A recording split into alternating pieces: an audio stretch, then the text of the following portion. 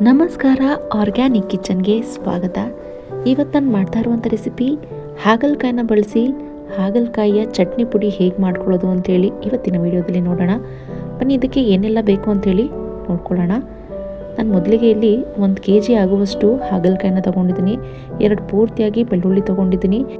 2 spoon ಧನಿಯಾ ಕಾಳು, 1 spoon ಆಗುವಷ್ಟು ಕಾಳುಮೆಣಸು, 4 ಸ್ಪೂನ್ ಆಗುವಷ್ಟು ಅಚ್ಕಾರದ ಪುಡಿ, 2 ಸ್ಪೂನ್ ಜೀರಿಗೆ, ರುಚಿಗೆ ತಕ್ಕಷ್ಟು ಉಪ್ಪು, ಹಾಗೆ ಅರಿಶಿನ, ಕರಿಬೇವಿನ ಸೊಪ್ಪನ್ನ ತೊಗೊಂಡಿದ್ದೀನಿ.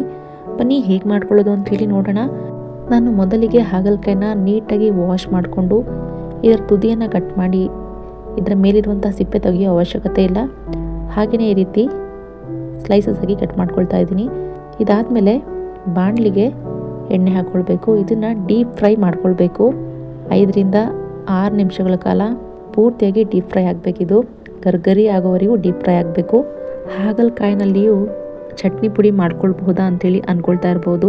ಆದರೆ ತುಂಬಾ ಚೆನ್ನಾಗಿರುತ್ತೆ. ಅನ್ನದ ಜೊತೆಗೆ, ಚಪಾತಿ ಜೊತೆಗೆಲ್ಲ ಸರ್ವ್ ಮಾಡ್ಕೊಂಡು ತಿನ್ಬೋದು, ಚೆನ್ನಾಗಿರುತ್ತೆ. ಒಂದ್ಸಾರಿ ರೆಸಿಪಿನ ಮಿಸ್ ಮಾಡದೆ ಟ್ರೈ ಮಾಡಿ. ಹಾಗೆ ಈ ಚಟ್ನಿ ಪುಡಿನ 2 ರಿಂದ 3 ತಿಂಗಳು ಆರಾಮಾಗಿ ಇಟ್ಕೊಳ್ಬಹುದು ಸ್ಟೋರ್ ಮಾಡಿ, ಏನೂ ಕೆಡೋದಿಲ್ಲ. ಹಾಗಲಕಾಯಿ ಒಂದು ಅರ್ಧ ಫ್ರೈ ಆಗಿದೆ ಅನ್ನೋ ಟೈಮ್ನಲ್ಲಿ ನಾನಿಲ್ಲಿ ಕರಿಬೇವಿನ ಸೊಪ್ಪನ್ನ ಹಾಕ್ಕೊಳ್ತಾ ಇದ್ದೀನಿ. ಹಾಗೆಯೇ ಸಿಪ್ಪೆ ಸಮೇತವಾಗಿ ಬೆಳ್ಳುಳ್ಳಿನೂ ಸಹ ಹಾಕ್ಕೊಂಡು ಇದನ್ನು ಸಹ 1-2 ನಿಮಿಷ ಫ್ರೈ ಮಾಡಿಕೊಂಡು ಎತ್ತಿಟ್ಕೊಳ್ಬೇಕು. ಹಾಗಲಕಾಯಿನಲ್ಲಿ ವಿಟಮಿನ್ ಸಿ ಹಾಗೆ ಫೈಬರ್ ಅಂಶ ಹೆಚ್ಚಾಗಿರೋದ್ರಿಂದ ಇದು ಸ್ಕಿನ್ ಹಾಗೆಯೇ ಹೇರ್ ಹೆಲ್ದಿಯಾಗಿ ಇಟ್ಕೊಳ್ಳಿಕ್ಕೆ ಹೆಲ್ಪ್ ಮಾಡುತ್ತೆ. ಹಾಗೆಯೇ ವೆಯ್ಟ್ ಲಾಸ್ನಲ್ಲಿಯೂ ಸಹ ಹೆಲ್ಪ್ ಮಾಡುತ್ತೆ ಅಂತ ಹೇಳ್ಬೋದು. ಹಾಗೆಯೇ ಶುಗರ್ ಪೇಷಂಟ್ಸ್ ಇದನ್ನು ಹೆಚ್ಚಾಗಿ ಬಳಸೋದ್ರಿಂದ ಶುಗರ್ ಲೆವೆಲ್ ಸಹ ಕಂಟ್ರೋಲ್ನಲ್ಲಿರುತ್ತೆ.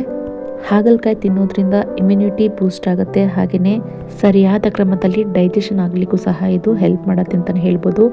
ಇದರಲ್ಲಿ ಹೆಚ್ಚಿನ ಆ್ಯಂಟಿ ಆಕ್ಸಿಡೆಂಟ್ಸ್ ಹಾಗೆಯೇ ಆ್ಯಂಟಿ ಕ್ಯಾನ್ಸರ್ ಪ್ರಾಪರ್ಟೀಸ್ ಇರೋದ್ರಿಂದ ಇದು ಕ್ಯಾನ್ಸರ್ ಬರದ ಹಾಗೆ ತಡೆಗಟ್ಟುತ್ತೆ ಅಂತಲೇ ಹೇಳ್ಬೋದು. ಹಾಗಾಗಿ ಹಾಗಲಕಾಯಿನ ನಿಯಮಿತವಾಗಿ ನಮ್ಮ ಆಹಾರ ಕ್ರಮದಲ್ಲಿ ಬಳಸೋದು ಉತ್ತಮ ಅಂತಲೇ ಹೇಳ್ತೀನಿ.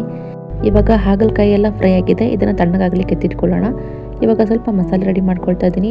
2 ಸ್ಪೂನ್ ಆಗುವಷ್ಟು ಜೀರಿಗೆ, 2 ಸ್ಪೂನ್ ಧನಿಯಾ ಕಾಳು, ಹಾಗೆ 4 ಸ್ಪೂನ್ ಆಗುವಷ್ಟು ಖಾರದ ಪುಡಿ, 1 ಸ್ಪೂನ್ ಆಗುವಷ್ಟು ಕಾಳುಮೆಣಸು, ಸ್ವಲ್ಪ ಹೀಂಗು, ಹಾಗೆ ಅರಿಶಿನ, ಹಾಗೆ ರುಚಿಗೆ ತಕ್ಕಷ್ಟು ಉಪ್ಪನ್ನು ಹಾಕಿ ಇದನ್ನು ಒಂದ್ಸಾರಿ ರುಬ್ಕೊಂಡು ಬರಬೇಕು. ಸ್ವಲ್ಪ ತರಕಾರಿಯಾಗಿದ್ದರೂ ತೊಂದರೆ ಇಲ್ಲ, ಈ ರೀತಿ ಆಗಿದ್ರೆ ಸಾಕು. ಇವಾಗ ನಾವು ಫ್ರೈ ಮಾಡ್ಕೊಂಡಿರುವಂಥ ಹಾಗಲಕಾಯಿ, ಬೆಳ್ಳುಳ್ಳಿ ಹಾಗೆಯೇ ಕರಿಬೇವಿನ ಸೊಪ್ಪನ್ನು ಈ ರೀತಿ ನಾನು ಒರಳುಕಲ್ಲಿನಲ್ಲಿ ಜಜ್ಕೊಳ್ತೀನಿ. ಇದನ್ನು ಮಿಕ್ಸಿಲಿ ಹಾಕ್ಕೊಂಡ್ರೆ ಅಷ್ಟಾಗಿ ಚೆನ್ನಾಗಿರೋದಿಲ್ಲ, ಪೂರ್ತಿ ನುಣ್ಣಗಾಗ್ಬಿಡುತ್ತೆ. ಹಾಗಾಗಿ ಈ ರೀತಿ ಒರಳುಕಲ್ಲಲ್ಲಿ ಮಾಡ್ಕೊಳ್ಳೋದ್ರಿಂದ ಹೆಚ್ಚಿನ ದಿನ ಸಹ ಬರುತ್ತೆ, ಟೇಸ್ಟ್ ಸಹ ಚೆನ್ನಾಗಿರುತ್ತೆ ಅಂಥೇಳಿ ಒರಳುಕಲ್ಲಲ್ಲಿ ಹಾಕಿ ಈ ರೀತಿ ಒಂದು ಒನಕೆಯ ಸಹಾಯದಿಂದ ಕುಟ್ಕೊಳ್ತಾ ಇದ್ದೀನಿ. ಇದು ತುಂಬ ಈಸಿಯಾಗಿ ಹಾಗೆ ಬೇಗನೆ ಆಗುತ್ತೆ. ಯಾಕೆಂತ ಹೇಳಿದ್ರೆ ನಾವು ಆಲ್ರೆಡಿ ಎಣ್ಣೆಯಲ್ಲಿ ಫ್ರೈ ಮಾಡಿರೋದ್ರಿಂದ ಈ ರೀತಿ ಜಜ್ಜೋದ್ರಿಂದ ತುಂಬಾ ಈಸಿಯಾಗಿದ್ದು ನುಣ್ಣಗಾಯಿತು. ಒಂದು 5 ನಿಮಿಷದ ಒಳಗಡೆ ಆಯಿತು ಅಂತಲೇ ಹೇಳ್ಬೋದು. ಸ್ವಲ್ಪ ತರಕಾರಿಯಾಗಿದ್ದರೂ ಬಾಯಿಗೆ ಸಿಗ್ತಾಯಿದ್ರೆ ಚೆನ್ನಾಗಿರುತ್ತೆ.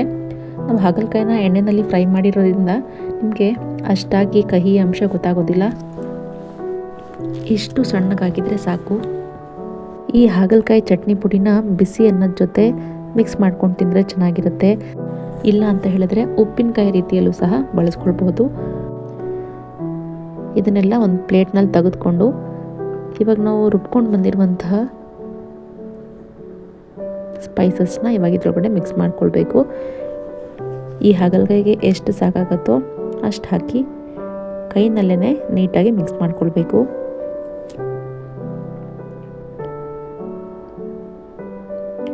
ನಾವು ಎಣ್ಣೆಯಲ್ಲಿ ಇದನ್ನು ಡೀಪ್ ಫ್ರೈ ಮಾಡಿರೋದ್ರಿಂದ ಮತ್ತೆ ಎಣ್ಣೆ ಹಾಕ್ಕೊಳ್ಳೋ ಅವಶ್ಯಕತೆ ಇದರಲ್ಲಿಲ್ಲ. ಇದು ಅಷ್ಟು ಬೇಗ ಕೆಡೋದು ಸಹ ಇಲ್ಲ. ಆರಾಮಾಗಿ 2 ರಿಂದ 3 ತಿಂಗಳು ಸ್ಟೋರ್ ಮಾಡಿ ಇಟ್ಕೊಳ್ಬಹುದು. ಇದನ್ನು ಏರ್ಟೈಟ್ ಕಂಟೈನರ್ನೆಲ್ಲ ಹಾಕಿ ಇಟ್ಕೊಳ್ತಾ ಇದ್ದೀನಿ ನಾನು. ಸಾಧ್ಯವಾದಷ್ಟು ಗಾಜಿನ ಬಾಟಲ್ನಲ್ಲಿ ಇಟ್ಕೊಳ್ಳಿಕ್ಕೆ ಪ್ರಯತ್ನ ಮಾಡಿ.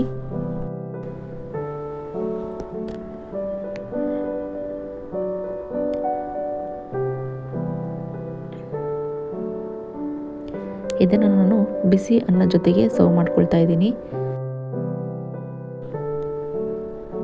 ತುಂಬಾ ಚೆನ್ನಾಗಿರುತ್ತೆ ಟೇಸ್ಟು. ನೀವು ಒಂದ್ಸಾರಿ ಹಾಗಲಕಾಯಿನ ತೊಗೊಂಡು ಬಂದರೆ ಈ ರೆಸಿಪಿನ ಒಂದ್ಸರಿ ಟ್ರೈ ಮಾಡಿ, ಹೀಗಾಯಿತು ಅಂಥೇಳಿ ಕಾಮೆಂಟ್ ಮಾಡಿ ಅಂತ ಹೇಳ್ತಾ, ನನ್ನ ಈ ಚಾನಲ್ನ ಯಾರೆಲ್ಲ ಸಬ್ಸ್ಕ್ರೈಬ್ ಮಾಡ್ಕೊಂಡಿಲ್ವೋ ಪ್ಲೀಸ್ ಸಬ್ಸ್ಕ್ರೈಬ್ ಮಾಡ್ಕೊಳ್ಳಿ.